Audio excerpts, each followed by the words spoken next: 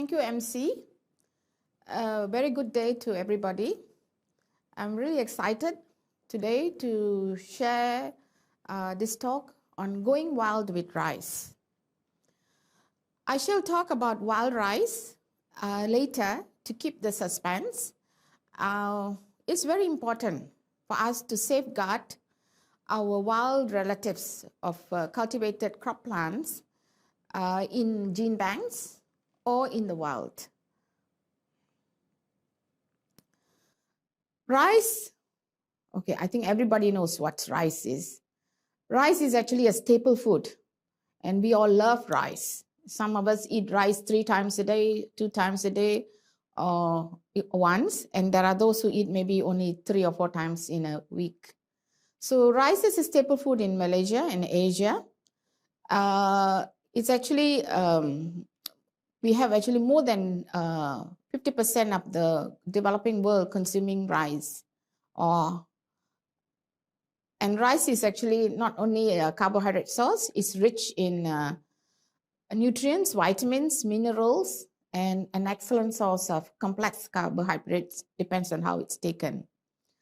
On average, rice contributes to about 24% total daily energy intake as a main source of carbohydrate.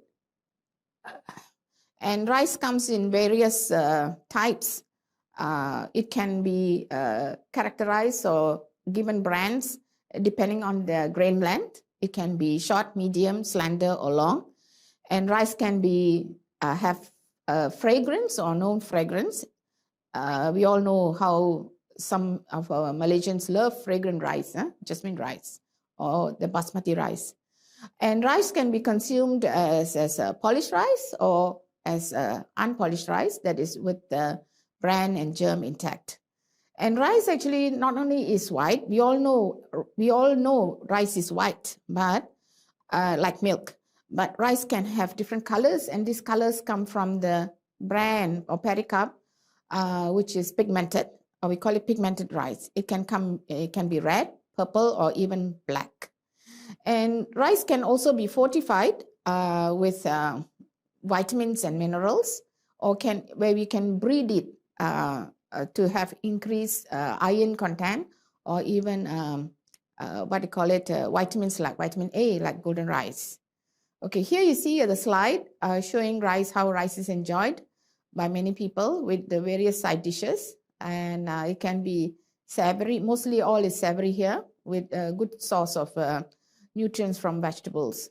So the ideal diet is actually the half of vegetables and fruits, a quarter of protein, and also a quarter of carbohydrate. Okay, today I'm going to tell you about the complete rice that we have developed from research that has been done in collaboration with research institutes and also universities led by UKM.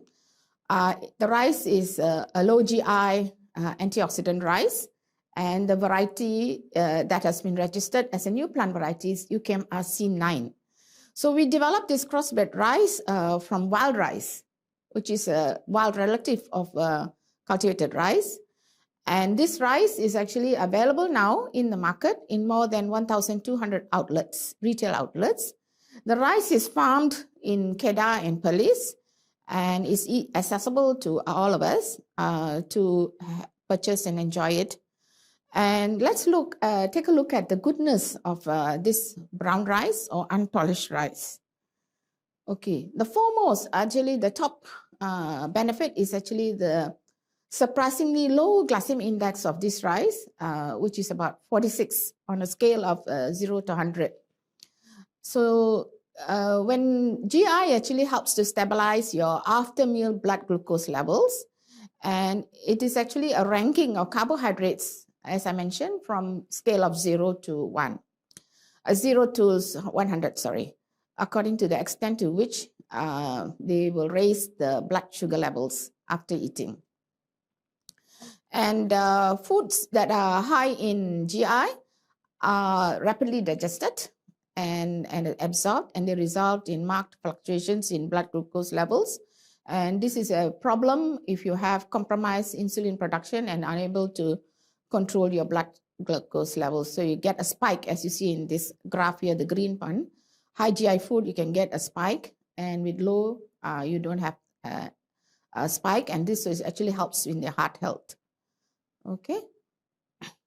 The other benefits of this rice is rich in antioxidants, as the color is red, and the red color comes from anthocyanins, which gives a red color.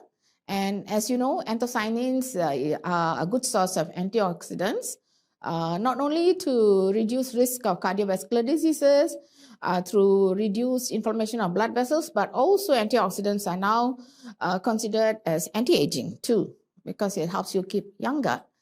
And this rice is rich in fiber, which is quite high. The fiber is 2.7 times higher than normal rice, about 4.5. And it makes you feel satiated and not hungry fast. So you will consume less of this rice when you are consuming it with the other side dishes, which helps you also indirectly reduce your calorie or carbohydrate consumption. The rice is rich in zinc, and as you know, zinc helps to boost immunity to viral infections. So it is a good source, natural source of zinc that you available in this rice. The rice, when we tested the rice for GABA, which is gamma aminobutyric acid, it was high, very high actually. So this rice, when it's sprouted, you can see the small radicals there, which emerges after you soak the rice for 6 hours and you leave it overnight. After overnight, then you can see it sprouting. And we measured the GABA and we found it to be very high. And this helps to reduce stress and anxiety. So it's a good source of rice, GABA rice, for especially children and adolescents. The rice is rich in RS, or resistant starch. And resistant starch, as you know, helps or influences functioning of the digestive tract, especially the microbial flora, the blood cholesterol level, and also the glycemic index, and helps together with the low GI. This is actually the contributing factor to the low GI, the RS, which is high. Okay, let's look at rice. As we know, there are more than 24 species of Oryza sativa, but only 2 species are cultivated, which is Indica and Japonica. And there is another subspecies of sativa, which is Javanica, which is not cultivated because of its poor fertility. So the dendrogram here, based on the molecular markers, microsatellite markers, 30 microsatellite markers, show how distinctly different they are genetically, the subspecies, which is Indica, Japonica. Japonica also, they have Japonica, tropical Japonica, which is grown in tropical regions, and temperate Japonica.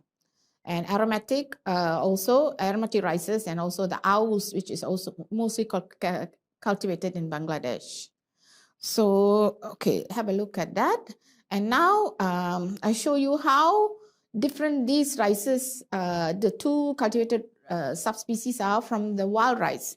Wild rice, we have about 22 wild rice.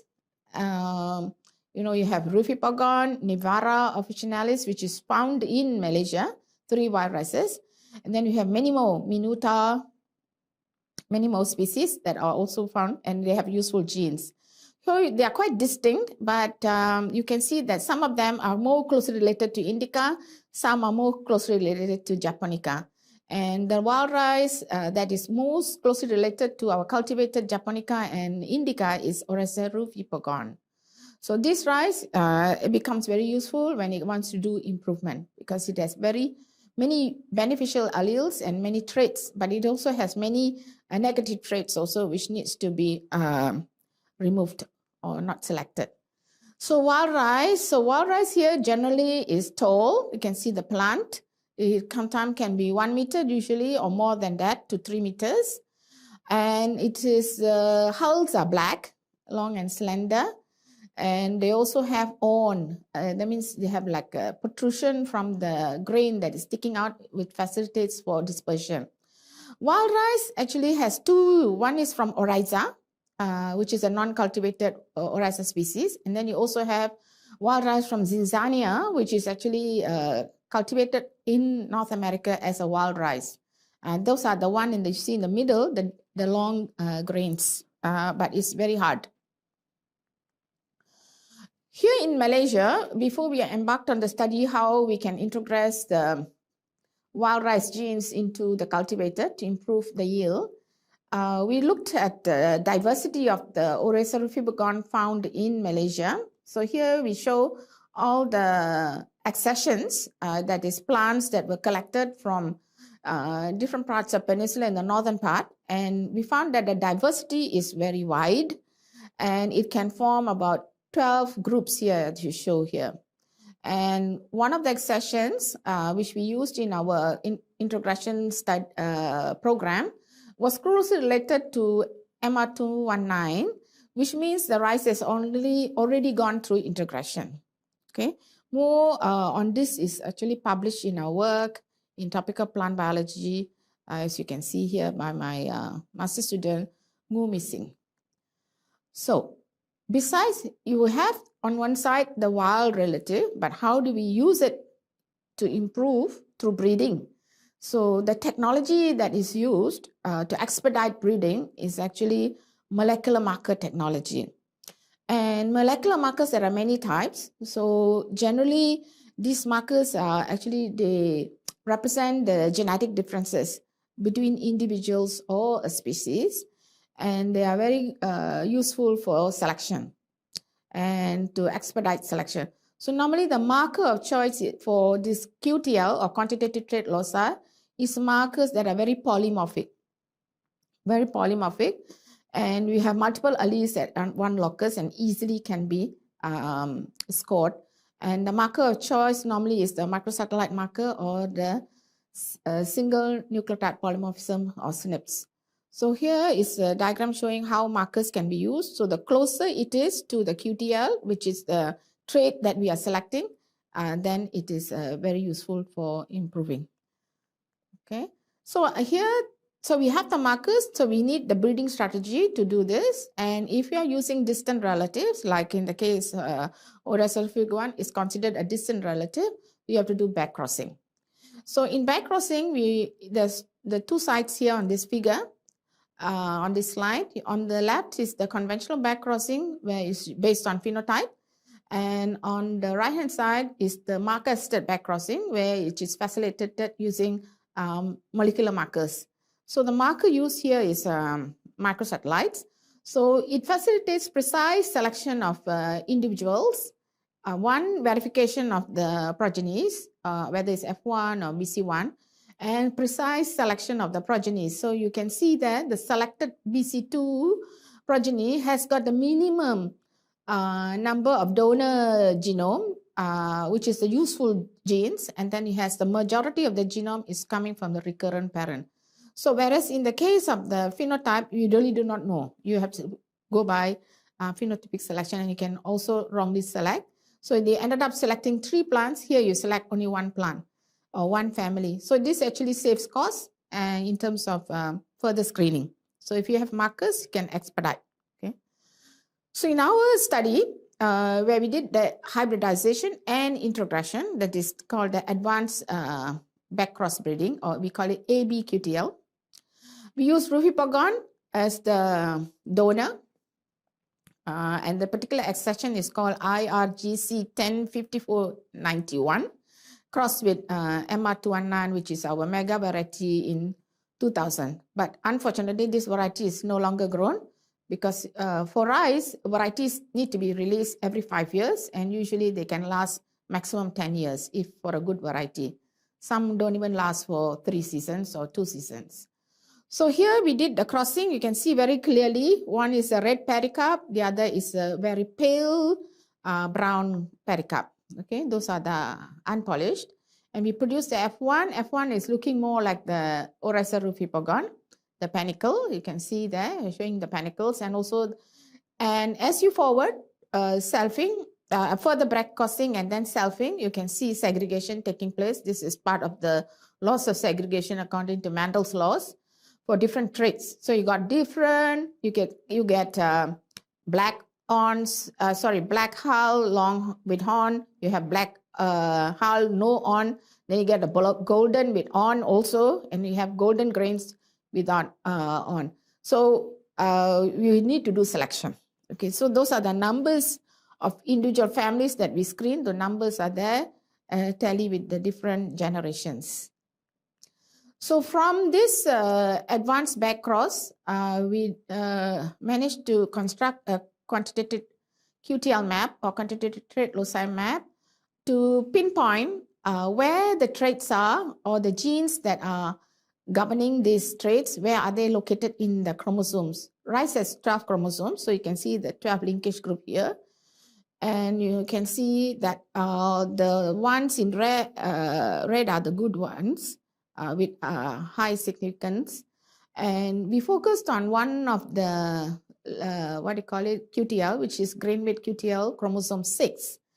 And grain weight QTL chromosome 6 was used for further backcrossing and to develop new isogenic lines, that is lines containing only the gene, fine mapped to, if I'm not mistaken, about 150 kb. Okay, so then these neo-isogenic lines are now available and stored in the gene bank in MADI, and it can be utilized for improvement of any variety where you has got the traits, desired traits, like a short duration, short plant height, but the yield is not good. So we can improve the grain weight of it. Okay, so once we have got the map and then we got the material done and done the selection, we actually have to forward it many generations until backcross of generation, say 8, F8, to homogenize, to make sure that the plants are uniform and stable, and there is some distinctiveness in terms of their traits. So we have to produce breeder seeds, which is a continuous process, and also foundation seeds are produced and provided to farmers, and so that they can produce high quality rice, which will give us the high purity also. So now going to the problem. So once you have a product in hand, farmers would like to plant it because it has got higher yield compared to other colored rices, and the price is higher for the farmers. But how do we market the product into the public? So now we know in worldwide, we have this increased lifespan because of good medical care and also good environment. We have our lifespans have increased, but we need to make sure that even if we live longer, say more than 75 years, we need to have a healthy life. We are not sedentary, we are not immobile, and we can still move and enjoy the good things in life with activity and also having a good family life. So, and these diseases are mainly lifestyle diseases, or we can also call them as non-communicable diseases or NCDs.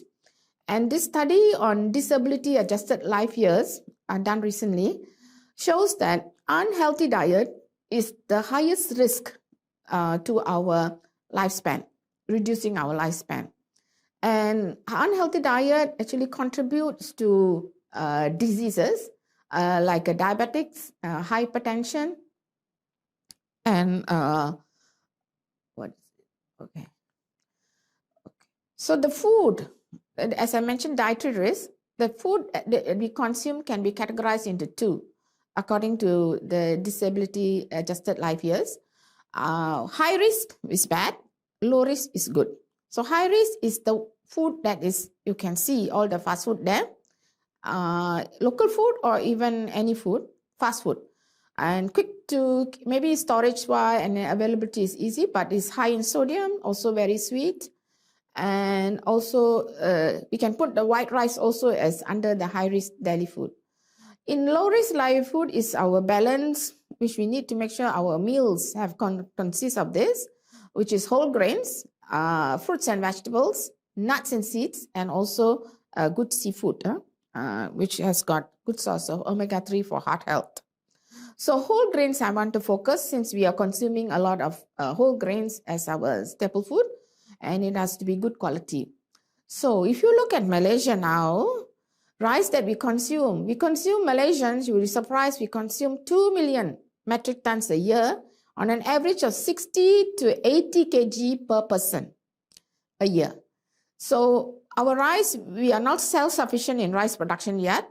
We import 20 to 40% imported rice, and 60 to 80 is produced locally, depending on the years and depending on yields. Okay, so they will do this to make sure that we have enough rice. So, but we find that there are 4 categories of rice there. We consume mostly white rice, followed by fragrant rice, basmati rice 1% only, and the colored rice is very, very low, below 1%, 0.1 to 0.3. So we need to switch slowly. Say if you're taking 2 meals a day with rice, maybe 1 meal you have to take a whole grain, or certain days in a week you take more whole grain than compared to white rice. So switching to the whole is actually the ideal situation for have a healthy lifestyle, which means that the choices for the whole include red rice, brown rice, you can have brown rice, black rice, or purple rice. So we can now then, if you stick to this, you can help reduce the burden. Actually, not only we can be healthier, but the burden on the government for provision of medicines and healthcare related to NCDs. Okay, so the key messages that I would like to deliver is actually 4. First is we need to use genomic tools or bioscience technology tools, genomic tools, in complement with conventional breeding to accelerate crop improvement for future security or food security. That's very important. There are other technologies like artificial intelligence and also machine learning, which can be utilized, especially in surveillance of diseases or even nutrient deficiencies that can be utilized using drone technology. So that's another tool in the cultivation part when material is already growing in the fields, in large fields. So that's one way. And the second message is actually we need a very strong academia industry partnerships for successful deployment of whatever technology that we are using and the biological resources that Malaysia actually is rich in that.